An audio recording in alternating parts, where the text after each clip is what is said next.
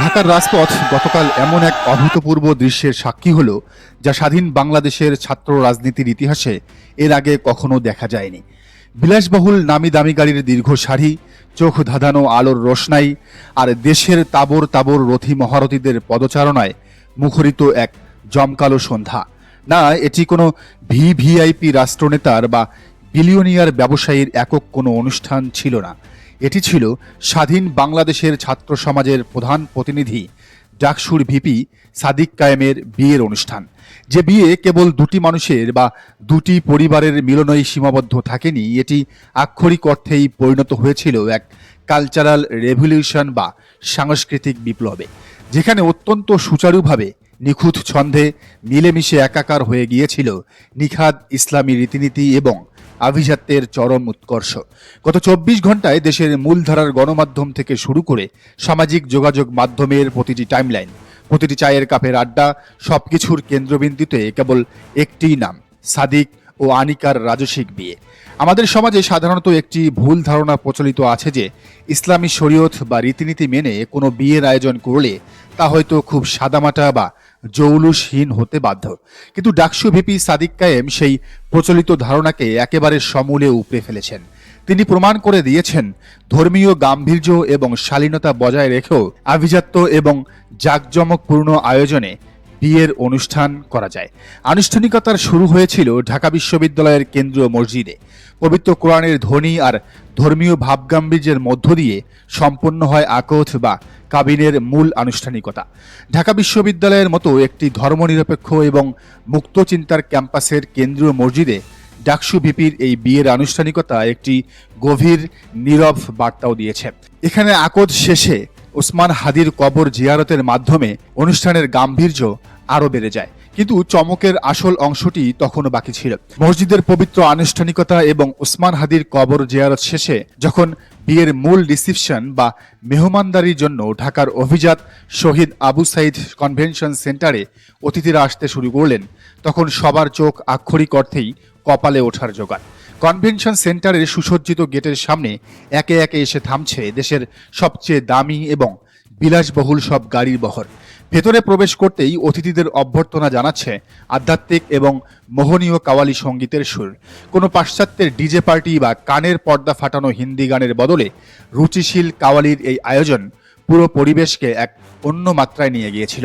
আর খাবারের আয়োজনের কথা বলতে হয় এটি ছিল এক এলাহি কারবার। চট্টগ্রামের ঐতিহ্যবাহী মেজবানের আদলে যে খাবারের আয়োজন করা হয়েছিল তার মান, স্বাদ এবং বিস্তৃতি ছিল কল্পনাতীত।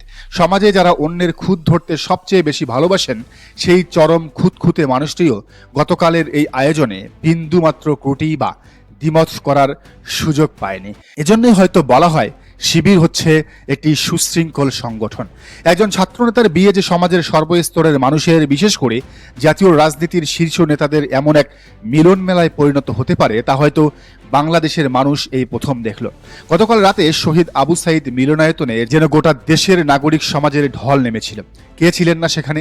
দেশের চরম মেরুকরণের রাজনীতিতে যারা একে অপরের ছায়াও মারান না, সেই বিএনপি, জামায়াতে ইসলামী এবং এনসিপির মতো বাঘা বাঘা রাজনৈতিক দলের শীর্ষ নেতারা একই ছাদের নিচে উপস্থিত হয়ে সাদিক কায়েমকে আশীর্বাদ জানিয়েছেন। এসেছিলেন দেশের শীর্ষস্থানীয় আলেম ওলামা এবং ইসলামী চিন্তাবিদরা। এমনকি রাষ্ট্রের আইন শৃঙ্খলা রক্ষাকারী বাহিনীর শীর্ষকর্তারাও পুলিশের পক্ষ থেকে এই তরুণ ছাত্রনেতাকে শুভকামনা জানাতে ভেন্যুতে উপস্থিত হয়েছিলেন। এই দৃশ্যপটটি কোনো সাধারণ বিয়ের চিত্র নয়, এটি হলো ক্ষমতার এবং রাজনৈতিক গ্রহণযোগ্যতার এক নীরব মহড়া।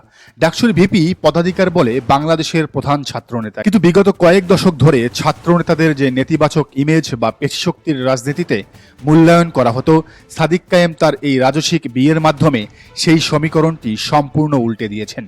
বাংলাদেশের প্রধান ছাত্রনেতার এই রাজসিক বিয়ে গোটা ছাত্র সমাজের রাজনৈতিক মর্যাদা ও গুরুত্বকে সুস্পষ্টভাবে জাতীয় স্তরে তুলে ধরেছে। এটি অত্যন্ত শক্তিশালীভাবে প্রমাণ করেছে যে ডাকসু কোনো সাধারণ ছাত্র সংসদ নয়, বরং এটি জাতীয় রাজনীতির অন্যতম প্রধান এবং গুরুত্বপূর্ণ স্টেক হোল্ডার। রাজনৈতিক বিশ্লেষকরা বলছেন, বাংলাদেশ ইসলামী ছাত্র শিবিরের ইতিহাসে এর আগে শুধুমাত্র সাবেক কেন্দ্রীয় সেক্রেটারি জেনারেল অ্যাডভোকেট শিশির মোহাম্মদ মনিরের বিয়েই এভাবে জাতীয় ইস্যুতে পরিণত হয়েছিল।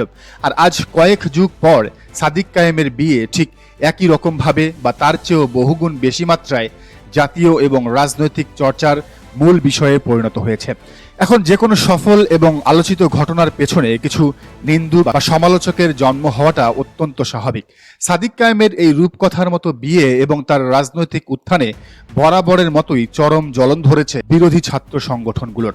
বিশেষ করে ছাত্রদল এবং বামপন্থী ছাত্র সংগঠনগুলোর নেতারা সোশ্যাল মিডিয়ায় আক্ষরিক অর্থেই রীতিমতো ঝড় তুলেছেন। তাদের একটাই প্রশ্ন, একজন ছাত্রনেতা যার কোনো দৃশ্যমান আয়ের উৎস নেই, তিনি কিভাবে কোটি কোটি টাকা খরচ করে এমন জাঁকজমকপূর্ণ বিয়ের আয়োজন করলেন? তারা প্রশ্ন তুলছেন, ডাকসুর ভিপি হয়ে সাদিক কায়েম এত টাকা কোথায় পেলেন? এই টাকার উৎস কি? বাম এবং ছাত্রদলের সাইবার কর্মীরা এই বিয়েকে দুর্নীতির এবং ক্ষমতার অপব্যবহারের একটি ক্লাসিক উদাহরণ হিসেবে প্রমাণের জন্য উঠে পড়ে লেগেছেন। কিন্তু অত্যন্ত হাস্যকর এবং লজ্জার বিষয় হলো, অন্ধ রাজনৈতিক বিরোধিতার খাতিরে এরা আমাদের সমাজের সবচেয়ে বেসিক এবং সাধারণ নিয়মগুলো ভুলে গেছে।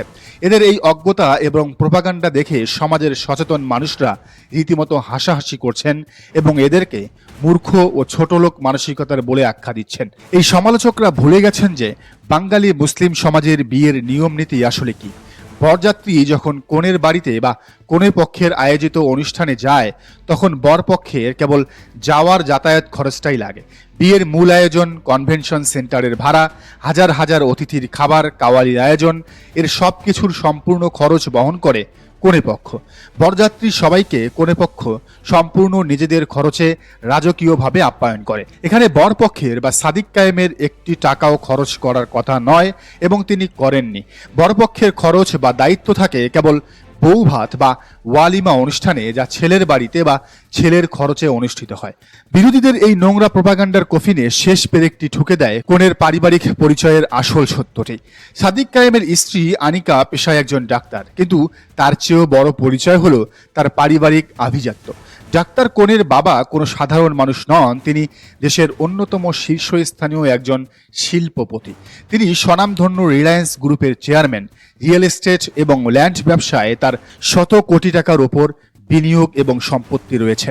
অর্থাৎ যে বিয়ের আয়োজন নিয়ে বাম এবং ছাত্রদলের নেতারা গলা ফাটিয়ে সাদিক কায়েমকে দুর্নীতিবাজ বানানোর চেষ্টা করছেন, সেই পুরো আয়োজনটি করেছে একজন শিল্পপতির পরিবার তাদের নিজেদের একমাত্র কন্যার বিয়ের জন্য।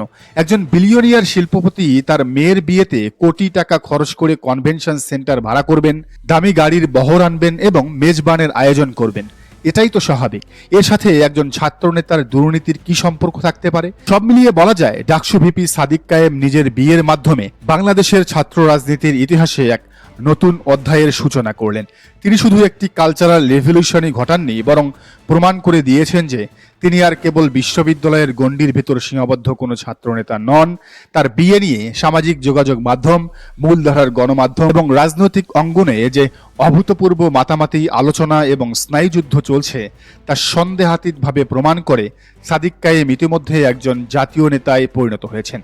আগামী দিনের বাংলাদেশের রাজনীতিতে তিনি যে এক বিশাল এবং অপ্রতিরোধ্য শক্তি হিসেবে আবির্ভূত হতে যাচ্ছেন, গত রাতের সেই রাজসিক মিলন মেলা তারই এক উজ্জ্বল এবং সুস্পষ্ট পূর্বাভাস।